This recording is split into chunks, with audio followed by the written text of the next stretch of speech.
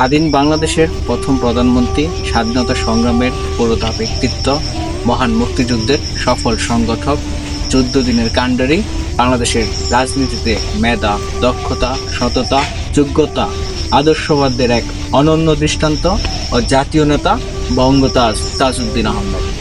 বঙ্গতাজ তাজউদ্দিন আহমেদের জন্মস্থান হিসাবে এই বাড়িটির ঐতিহাসিকভাবে বিশেষ স্থান অধিকার করে আছে। বাড়ির মূল গড়টি মাটির তৈরি, যা তার শৈশবের স্মৃতি ও সরলতার পরিচয় বহন করে।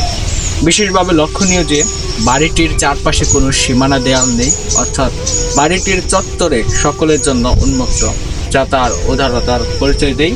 বাড়ির পাশে মসজিদ, প্রাথমিক বিদ্যালয় ও বিশাল খেলার মাঠ রয়েছে, যা নৈতিকতা, মানবিক মূল্যবোধ ও সংস্কৃতি চর্চার পরিচায়ক।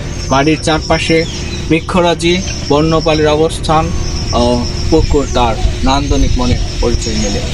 বাড়িটির অবস্থান সবুজ শ্যামলে ঘেরা প্রাকৃতিক পরিবেশে হয় এর ইতিবাচক প্রভাব তার সাধারণ জীবন যাপনের ছায়া স্পষ্টভাবে পরিলক্ষিত হয়।